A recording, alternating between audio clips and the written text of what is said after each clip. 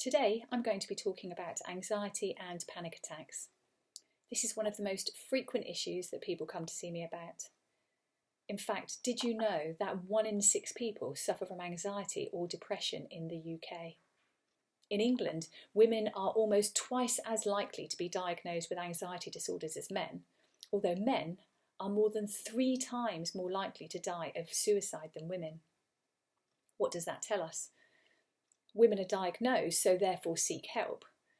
Men don't seek help, and without help, the statistics show that they're more likely to die of suicide. I'm going to tell you a shocking statistic here. 50% of mental health problems are established by the age of 14 and 75% by the age of 24. So what can we do about this? Get help. Whether it's for your children or whether it's for yourself, don't struggle alone. You wouldn't try and splint your own arm if you broke it, so don't expect to have the tools to resolve your mental health issues alone. Go and get professional help. Now, anxiety is a normal emotional response. Everyone will feel some form of anxiety in their life. It's a protection mechanism to help us stay safe. However, for some, their anxiety escalates to an extent that everyday activities become so scary that they can no longer function properly. They can't do the things they want to do or go the places they want to go. When we become extremely anxious, our brain kicks into fight or flight mode. Are we going to stay and fight the threat, or are we going to run from the threat? When we're in fight or flight mode, our brain releases certain chemicals such as adrenaline and cortisol to help us feel more alert so that we can act faster, run or stay and fight. And it also helps our heart beat faster, sending blood to the parts of our body where we need it. Now, when people are anxious, they feel many symptoms. People notice this heart racing feeling. Maybe they get hot and clammy. Maybe they're shaky, maybe you experience a funny tummy, maybe you get pins and needles or jelly legs. These are some of the common symptoms that people experience. Now, to reduce these symptoms, we need to take control of our anxiety. And to control our anxiety and to control these symptoms, we need to increase our oxygen intake. This relaxes our muscles. It slows our heart rate. It increases the production of serotonin, which is our happy chemical or our emotional balance chemical. Now, I'm going to teach you a special tool today, so pay attention. In fact, it will be your secret weapon against anxiety. You will have it with you wherever you go, so you never need worry again. And trust me, it will work if you practice it. Anything we practice, we become good at, good or bad. So practice it when you don't need it. It's a bit like children revising for spelling tests or maths tests or exams, or maybe as an adult taking a driving test or doing an interview. We prepare for these things before the event so that in the event we know what we're doing. Now, if you practice this special secret weapon, this super tool I'm going to show you, when you feel calm and relaxed, your brain then begins to associate it with the physicality of feeling calm and relaxed. So when you use this tool in those moments where you want to find those calm and relaxed feelings, it's very easy for your brain to find them. Now, generally people use their dominant hand, so maybe right, maybe left-handed, the other way around when you're looking at this.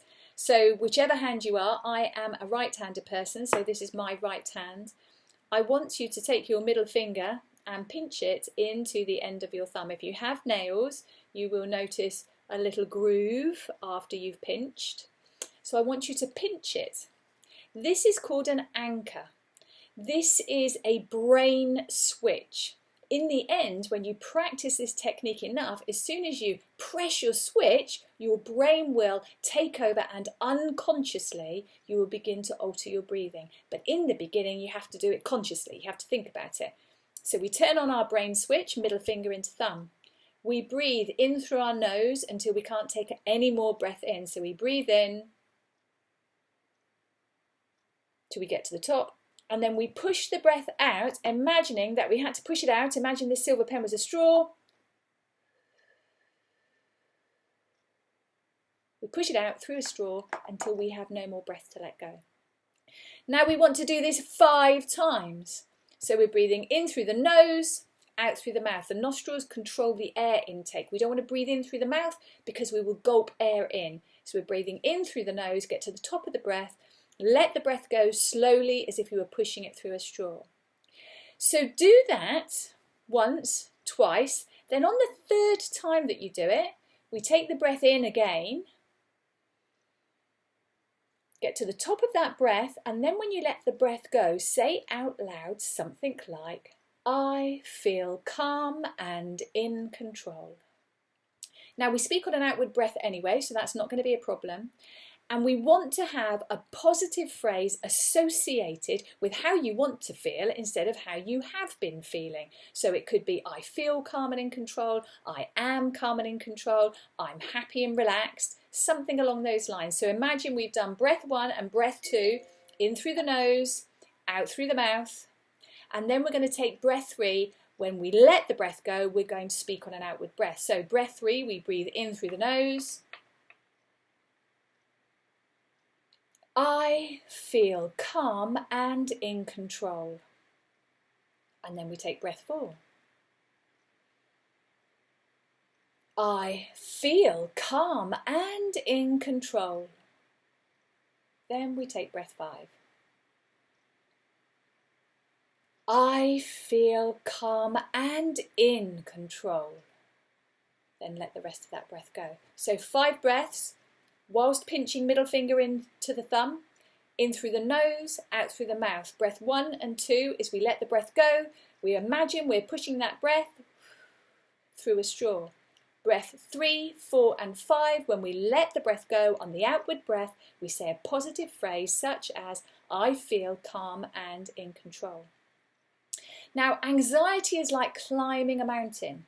When you get to the peak of the anxiety, you have to climb the full way down. Sorry about my phone there. I shall now quickly switch it on to silent. So when you get to the peak of the mountain, you have to go the full way down. So you get to the top and now you've got to go all the way down.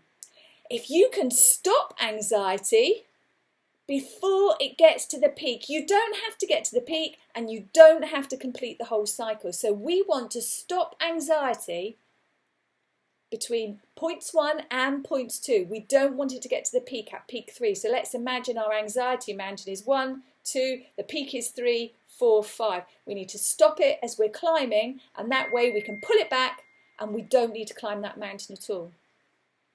So I want you to set yourself the challenge of practicing this pinching, technical name, anchor, your brain switch. I want you to practice this as many times as you can in a day. You cannot overdose on it. So each time you practice it, it's 5 breaths. Remember, first 2 breaths in the nose, out the mouth, pushing through a straw on the outward breath. Breath 3, 4 and 5, as you let the breath go, you speak out loud, I feel calm and in control, or something similar. Practice it a minimum of 5 times a day. So that's each time 5 breaths. Now practice that for about 5 days. And then after 5 days, I want you to set yourself a challenge, just a small one. Something you've done before, so you know you can do it, but something you've maybe been avoiding doing. Now before you do it, you practice your pinching. Whilst you're doing it, practice your pinching if you can. Now repeat that activity, ideally as many times as you can over a 2-week period. So if you're anxious about going to the supermarket when it's busy, if you're anxious about driving your car by yourself, pick a supermarket, pick a time, pick a road, pick a time, and if you can, do that activity every day. It takes 2 weeks for the brain to get it. After 2 weeks, your brain says, this is what I do now. I can go to the supermarket. I can drive on this road. I can use my switch, my anchor, and look how well I'm keeping in control of my anxiety. Now, repeatedly doing that creates new neural pathways. You have new memories of being able to cope and being able to do it well.